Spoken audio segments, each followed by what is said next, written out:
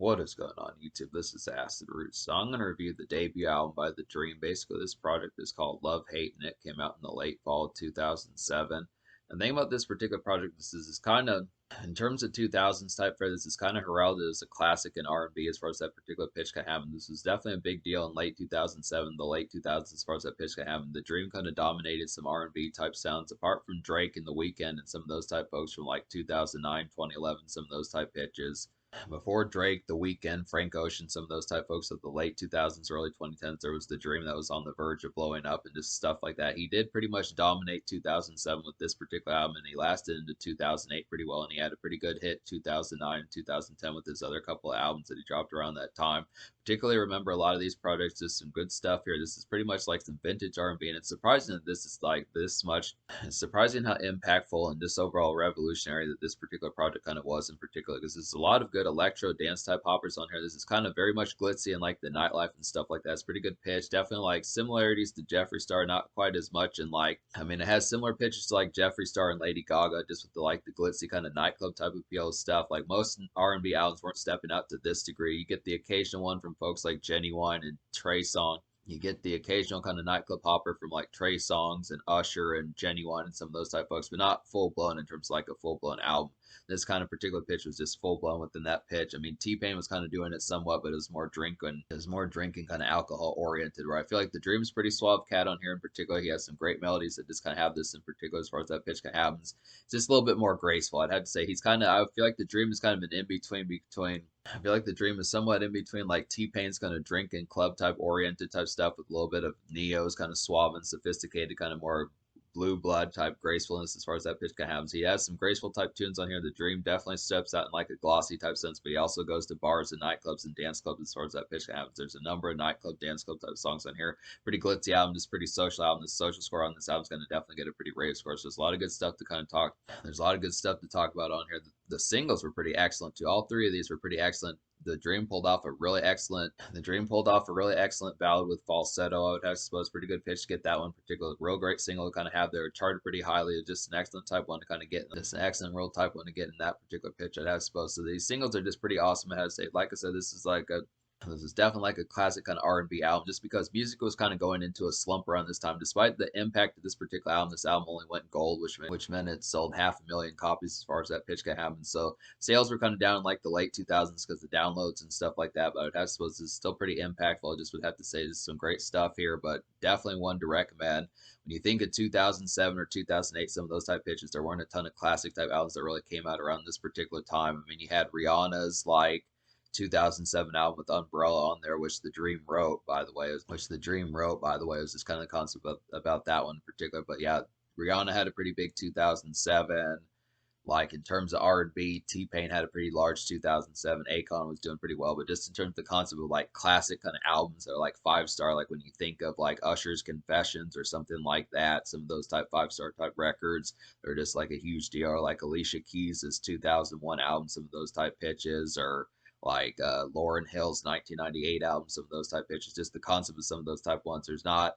It's kind of a little bit. It's kind of a little bit hazy and groggy as far as like the sheer number of classic kind of R&B albums from like the 2000s as far as that pitch happens. I definitely feel like T-Pain's 2005 album is another one that's pretty good classic just within that sense, but it's just kind of they're just kind of patchy and spotty as far as that particular pitch happens as to which ones are kind of the most influential as far as that kind of goes, especially 15, 20 years later nowadays just within that. But I would have to say the Dream did an excellent job.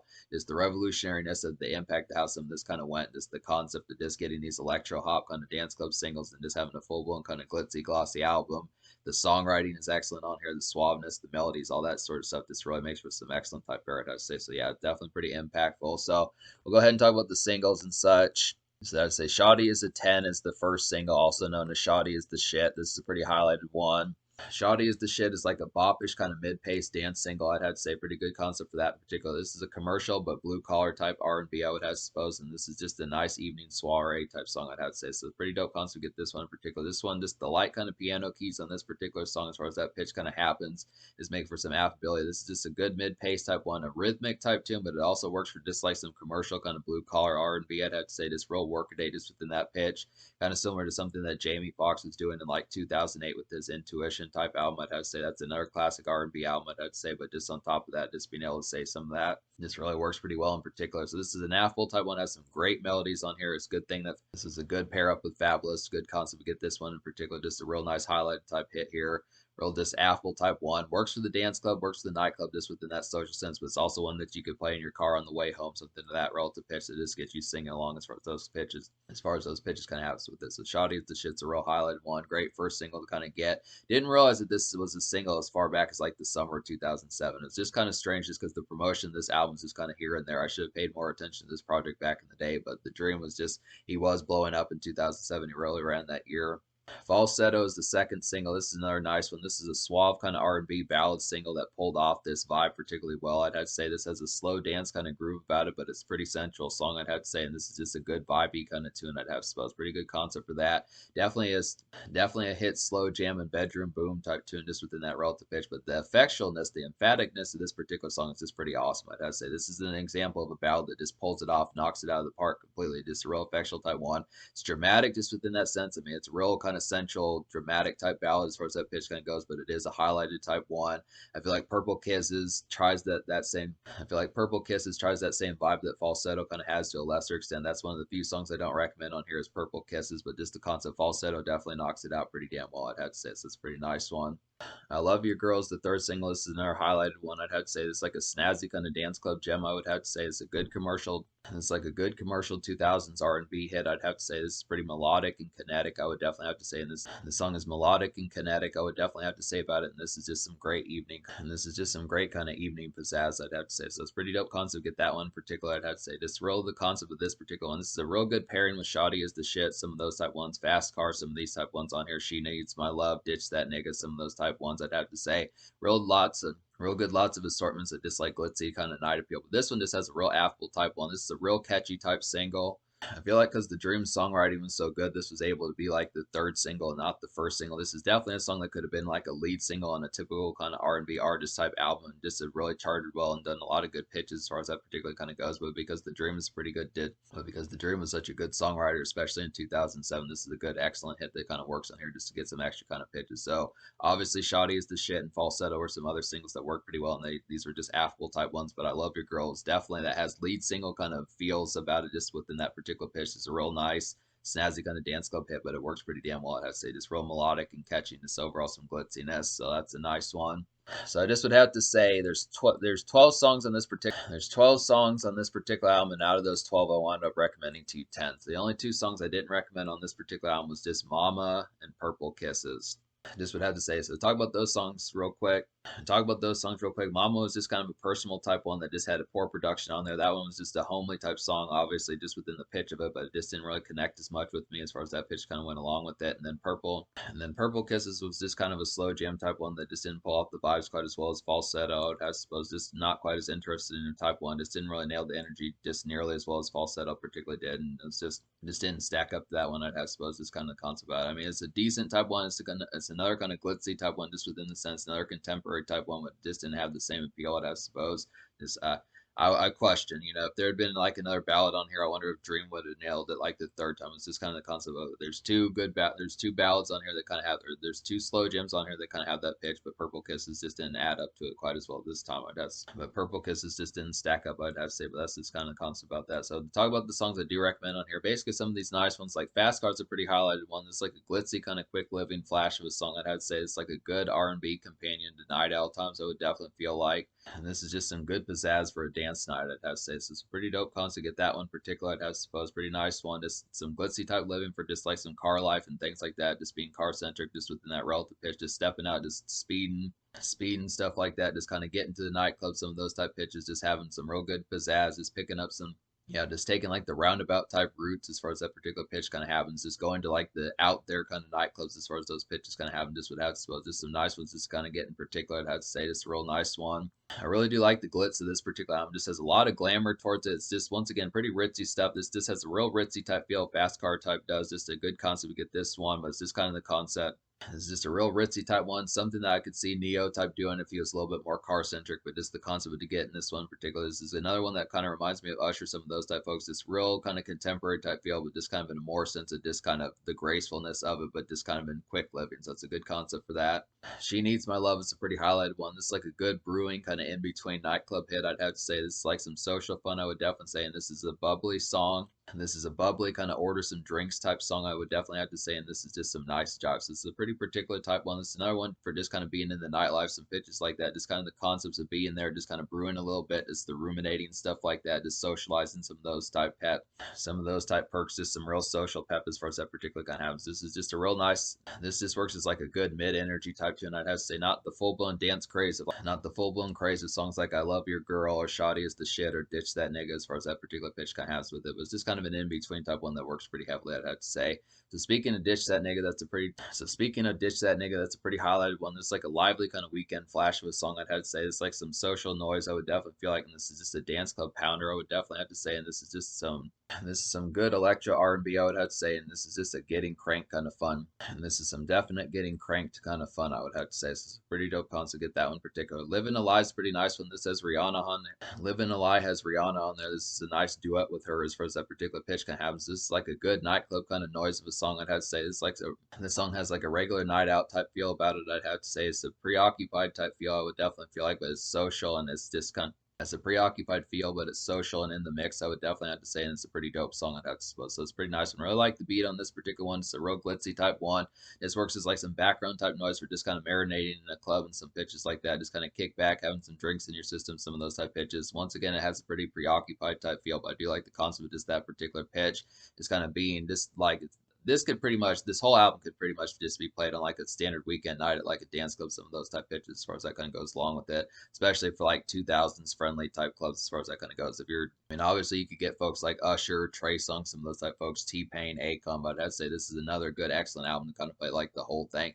Most of this album, apart from Mama, is pretty much in the nightclub, just within that relative sense. It just has a lot of good appeal, but there are some house party songs on here. I do feel like Love Songs is a good example of that. This is like a nice outing jive of a song, I'd have to say, so it does have a little bit of social appeal about it just for stepping out, but it's also a litty around the house type pizzazz. I would definitely feel like this is just a jazzy, this song is just some jazzy kind of fraternized fare, I would definitely have to say, and this is just a quality turn up type song. So it's just a good concept. Get this one in particular, whether you're just kicking it at the crib, something like that, some of those type pitches, or just kind of being out and about, just kind of in just kind of amongst the night. It just works for like some house party type fare, I'd have to say. It's a pretty dope concept. For the most part, R&B albums are not really typical kind of house party type stuff, but this one just has that social kind of pizzazz of just like some local kind of shindigs as far as that pitch can happen. So another song that's like Love Songs that kind of does that would have to be, another song like Love Songs that particularly kind of does that would have to be Playing in Her Hair. It's a pretty nice highlighted one. This is like a contemporary kind of hit. I definitely, I suppose it's a good pairing with Love Songs. Like I was saying, this is just a mid-pace kind of dance hit, I would feel like, and this is just a pretty good residential gem. So it's a pretty highlighted one. Just get these in particular.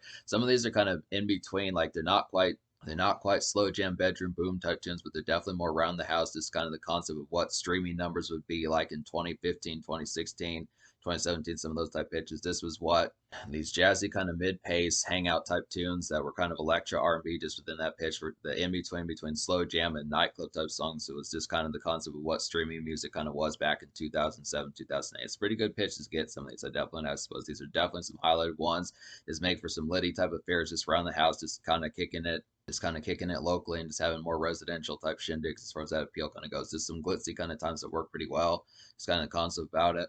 All the Dream really needs is just like a smoking song or a drinking song like Nate Dogg, some pitches like that, and it'd be on point, just full blown, I'd have to say. But it's a dope enough concept. So I think I basically talked about the whole album now, I'd have to say. So it's just a good concept to get some of that. Oh yeah, I haven't talked about Nikki, so that's a good concept. This is definitely a hit song here. This is like a hazy, kind of more workaday R&B jazz of a song, I'd have to say. Good concept here just to talk about this one. This is a good companion with Shoddy is the shit, I would definitely have to say. This is a good companion with Shoddy is the shit, I would definitely have to say. And this is just a good work shift kind of R&B ruminating, I'd have to say. So pretty dope concept. Get that one in particular. There are some makeshift type songs in here, I would definitely have to suppose. I definitely feel like Shoddy is the shit's a pretty nice workaday type one for like mid-pace, just like cartoon stuff like that as far as that pitch kind of goes. Just kind of 7 o'clock p.m., just work shift type haze of just getting to the club, just the initial kind of backdrop. just the initial kind of backdrop of just got done with work, some of those type pitches. But I'd say Nikki's a pretty highlighted one. This is just kind of a hazy type one, just kind of works in a more workaday kind of hazy type sense. Maybe not the same day that you listen to Shoddy as the shit, but definitely some workaday type feel just within the relative pitch. Maybe like a good bleary Wednesday evening, something like that. As Shoddy as the shit would be like a Thursday, Friday evening, something that relative pitch. But I'd say Nikki's pretty nice highlighted one. Definitely works pretty well. I do like the instrumentation on this particular song. There's a lot of good productions on here. Just to say that it's pretty excellently produced. This has a real good glitzy type of feel about it. So it's definitely a produced well type album. I suppose it's within that concept. Nikki's a pretty good one. Definitely one of the better beats on this particular project. I'd have to say some other ones like that would be I Love Your Girl. I'd say Fast Car's pretty nice one. She Needs My Love's pretty nice one. Ditch That Nigga's pretty nice one. So there's just some highlight type ones. Living Lies obviously a pretty nice one as well. I'd have to say. So those are some nice ones. But so in terms of how I'm going to score this album, I think obviously I'm going to have to give this album like a 10 out of 10. I'd have to say the social score is probably going to get a 10 out of 10 also just because the overall appeal of this particular project, all this glitziness, all this stepping out type fare, some hangout type tunes, some sensual kind of bedroom boom type tunes on here, just overall stuff like that, hangout type fare, bedroom boom type songs, just stuff of that pitch, some glitzy kind of traverse life type songs like Fast Car and Nikki, some of those type pitches, just pitches like that I'd have to suppose. Definitely plenty of good nightclub songs on here like She Needs My Love, Ditch That Nigga, I Love Your Girl, some of these type ones, Shoddy is the shit, obviously, some of those type ones. There's plenty of good appeals just to have in particular. Lots of good overall appeals. And the thing about this particular album is it nails it just with 12 short songs. There's not any deluxe edition. There's just these 12 songs. Just that standard edition is the only edition you get. It's just the concept that so many of these hit. It doesn't fall for the typical trap of R&B where it just doesn't have the hit singles apart from just like the nightclub song, and the ballads actually work on here. Purple Kisses was a little bit of a drag, but I would have to say the other essential type songs on here work pretty heavily. I have to say it just keeps the appeal of up tempo with down tempo and manages to pull it off and blend those lines and just make it work extremely well. It has spots as minimal amounts it does on here for the most part. Just 2 songs out of 12 that I didn't full blown recommend. So it gets a 10 out of 10 social. In terms of the feature, I'm not really sure what the Dream has been up to. I know he dropped like some sex tapes, and by sex tape I mean an album called The Sex Tape. He dropped like a sex tape volume 1, 2, and 3, and I think that was in like 2018 or 2020 or something. I think that was in like 2018 or 2020, something like that, I'd have to suppose. But then he dropped like the sex tape volumes 4, 5, and 6. And that's the last time I really checked in with him, I'd have to suppose. But he does have a number of hits. I'm going to get to some more of these albums. Probably like his 2009 album. I'm also going to review his 2011 project, 1977, because that's a pretty quality one as well. So there's plenty more of these to kind of get to in particular. We'll just have to get to some more of these. But this is definitely like a classic R&B album. I do highly recommend it. Even if you're more used to like streaming days like from like 2014, 2015 forward, I still would have to recommend this project because it's some vintage R&B here that just hits pretty damn heavily. And it's definitely pretty glitzy, I'd have to say. So it's a good concept.